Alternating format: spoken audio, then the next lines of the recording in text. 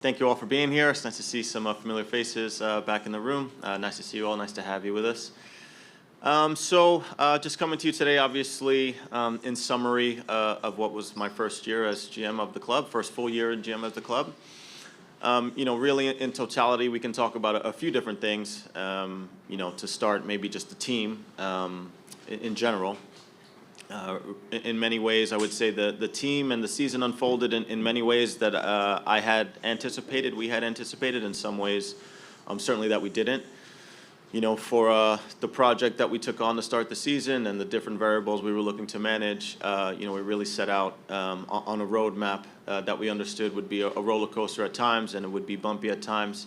With different stretches where we thought we would find some joy, and different stretches we knew we would find some challenges. But in the end, I think we all felt pretty confident that we had the group and the strategy in place really to take something from the season. And I think that's both, whether that be the Canadian Championship and then also, sitting where we were on the table for the majority of the season and getting a playoff berth. So, all in all, with a lot of different constraints and different challenges, in the end, we came up short. And so that is the reality to where we are in this moment. There are no moral victories in our business or in our, specifically at this club.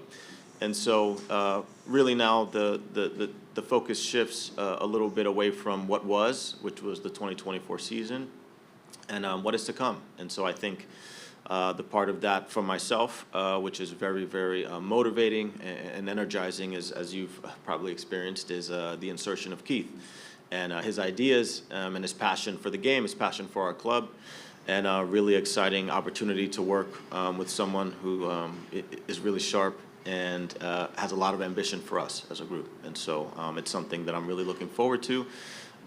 Open to ideas and different ways to work, and so all of that is to come. And it's bittersweet, as you know. This time of year, we'd like to be doing something else, but to have the opportunity to embark on a new version of our project is something that I can get behind, and something that the work will be now. So with that, I think I'll pause, and if there's any questions, we can get to it. Hey, Jason, John Molinaro. When you triage the situation in terms of the roster going into the next year, what is kind of the priority? And is this a major rebuild? Is it small tweaking? Is it adding a couple of pieces? I mean, how would you sort of describe the roster building process between now and the start of next season? Yeah, great question. So I think, really it's a little bit of a set of priorities, right? So we understand, call it players with expiring contracts or options, and those decisions to be taken. But it's actually a little more high level than that in understanding, and I think Keith probably alluded to it, is what do we want to be and who do we want to be, right? And so I think, prior to John telling you exactly the player profiles and the targets and the positions that we're going to go for, to which certainly those lists will be there, I think it's a little more of a holistic, and it's more strategically to understand who we're going to be as a club. And I think, we've all had some level of experience that being football fans, and you look around the world, and there's just some clubs, when they step on the pitch, exactly what that's going to be year over year, regardless of the moment of the roster, regardless of the manager. And I think this is where Keith is alluding, there is a strategic vision and an identity for the club as a whole. And so, when I circle on the calendar and I see Philadelphia's coming to town, I know what that's going to look like. And the same with LAFC. And that will likely be regardless of the manager and the GM at the time and the whole bit. So I think, call it the high level, big picture vision on what the club looks like is the first priority. And I think from there we'll be able to filter down to exactly the players, the personalities, and the people that are going to be joining us from now on. Jason, Neil Davidson, the Canadian Press. You brought in John Herdman this year to deliver a style of play, I thought, and there was talk at the beginning about bringing in the kind of players that would fit his style of play.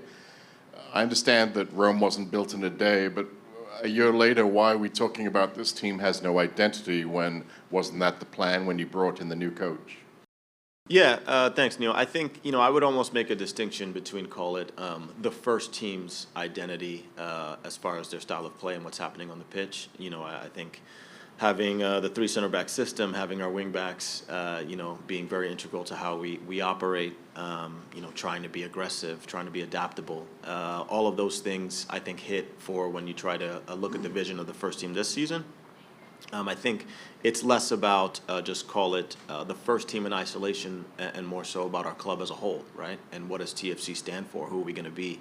What do we look like from the first team to the second team to the academy? And how is that something that's created in a way that's repeatable and sustainable, again, if I'm sitting in this chair or not? And so I think those will be the questions that we're going to look to work through and make sure that there is a real alignment, with the directive and the mandate and the objectives of what we want to be moving forward. In any organization, but specifically ours, we have a massive change of leadership halfway through, right? And so that's different ideas and different vision. And make no mistake about it, we're going to align on a vision, and we're going to set off, and I'm hopeful for good things. Joshua Cloak, The Athletic. Jason, Keith was here before you, and he said that in the coming weeks, you guys and Lorenzo and his camp are going to have a conversation about how to move forward, what happens next. What do you hope to gain from those conversations with regards to Lorenzo's future here? Yeah, thanks, Josh. So I think, taking a step back, there is no world by which we can be the club that we are. Get to a final and miss out on a trophy and call it a mid-table team for the majority of the season and miss out on the playoffs and not expect hard conversations for everyone. The reality is, there's a vision and a project that some folks joined the club for, right? And so this is going, whether that's 6 months ago or 18 months ago, the project was one thing. The project will be something else now. And so with that are going to come hard conversations with everyone, players, staff, and the whole bit for this is the plan to move forward. This is the strategy. This is what we will be doing, and what is your respective role in that. And those conversations can be happening everywhere. Jason, by my count, it's 13 players who are going to be in the option years of their contract this winter. Have those discussions taken place? Do you have an idea of who's going to be back and who's not from that list, and when can we expect to hear about who will be back and who won't be? Yeah, so John, that number is correct. We're working through that now. We should have some, call it hard determinations. I would say by this time next week, you'll be hearing some news about where those things land. James Sharman, Jason. Hi. Back to Lorenzo. Is it down to health? Is it that simple, and his age? And if so, is there a way around that? Are you confident you can figure out his ailments? Yeah, thank you. I think it's no secret that as players kind of go along in their career, health becomes more and more of an issue. I think, not only Lorenzo, but we've had a few players this year miss chunks of time that, we wish we could have back. And so I think, part of, I would imagine Keith alluded to, is call it the strategic overview and assessment of every department and everything that we're doing. And, how we're keeping players on the pitch and to what level we can rely on them consistently given the rigors of our schedule and all the things combined. That's going to be a part of the conversation as well. And I know, it is a bit of a difficult task to manage the MLS grind, specifically as you get older. And there's just no two ways about that. Jason James Grossi, TorontoFC.ca. In terms of cap space and roster flexibility, how do you compare what you have going into this offseason to last year's offseason? Yeah, thanks, James. So as far as cap space goes, we're in a much better position. Not to put a number on it, but it's more than double what we had last year. So what I would say is we did quite a lot of work in the primary window mostly, but the primary and secondary window on, from MLS standards, a limited amount of salary cap space.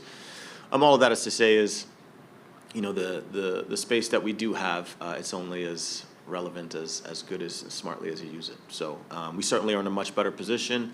I think it's no secret that we held a lot of cap charges for players who are no longer in this building. So that also creates a ton of inefficiency and makes it difficult to do all the things you want to do. And so with some of the decisions coming in the offseason, with some expiring contracts, and also being able to procure a healthy amount of cap space going into next season, we feel quite positive that we'll have some room to address some of the needs on the roster, and it'll just be the work now to understand exactly who do we want to join us. Jason, I understand the team had injury issues this year, and your designated players rarely got to play together. And I understand goals aren't everything, but Bernardeschi and Insigne combined for 12 goals, I believe at a cost of $21.5 million US. I believe 23 players in MLS scored more than that combined total of goals. Santi Rodriguez scored 12 at cost $1.33 million. How would you rate the performance of the two Italian stars this year? Yeah, all right. Well, thanks, Neil. Yeah, what I would say is, so, I think a little bit contextually is it's difficult, I would say, to compare Santi Rodriguez to someone like Bernardeschi, who is doing what he's doing from the right wing back position. So call it the demands of joining the attack and also operating in defense. It's maybe not necessarily apples to apples. I think Lorenzo, just considering where he was with the team as far as his fitness, his health, his availability, and finding any type of consistency, I think for all of us within the club, trying to work in ways that are going to make him successful and give him the output that I think he demands and he's looking to get. I think he probably is feeling disappointed considering how many actual 90 minutes he was able to get through and how many points he was able to put up and help secure for the team. But, we do live, in the world of football. We should not only be relying on Lorenzo or Fede to determine our offensive output. I think if I look at someone like Prince, who in all competitions was able to get to double-digit goal contributions, considering his cost in comparison to some others that are, there are DP strikers who aren't necessarily available to get that type of output. There's by committee enough folks to be able to create chances for us and be able to capitalize. And so I think the days of Benteke and some of these players who are just singularly carrying teams with 20 and 30 goal contributions, most teams aren't finding that, and it's more a team effort and a collective being able to get the job done. And I think at this moment in time, that's what we were relying on, and understanding what we're going to do moving forward to understand if that's what we're going to rely on next year as well. Jason, with regards to the 3 DP versus 4 U22/1 DP model, have you guys made a determination on that? And maybe just talk about the process in terms of making that decision. Yeah, so short answer, we have not aligned yet on what will be, call it the DP model strategy for next season. That's something we have to declare by roster compliance of 25. For us, there's just, call it 2 different ways to look at it, right? From the third designated player strategy, you can obviously acquire, call it 1 more high-end spend over the max charge. Whereas, if you go with the 2 DP model, you allow yourself more flexibility in the U22 space, and you also allow yourself $2 million of GAM to apply to the cap. So I think it's a little bit of, honestly, most clubs will look at it year by year. Where are we and what are the needs? Is there, call it 1 big piece that's missing to turn the tide? Maybe that's the 3 DP model versus actually we're going to invest a little bit more in the youth space in the U22s, and the $2 million in the cap is going to allow the rest of our team to be more robust. So it's an evaluation that we'll go through, and certainly we'll have to work with Keith in that regard to understand makes the most sense for us in 25. How does that set us up for 26 and all of those things? So, those discussions are ongoing, but you'll be one of the first to know.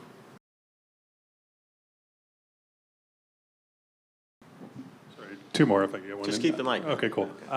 Free agency, how sort of do you expect to be active in that in the offseason in terms of going after guys who are out of contract?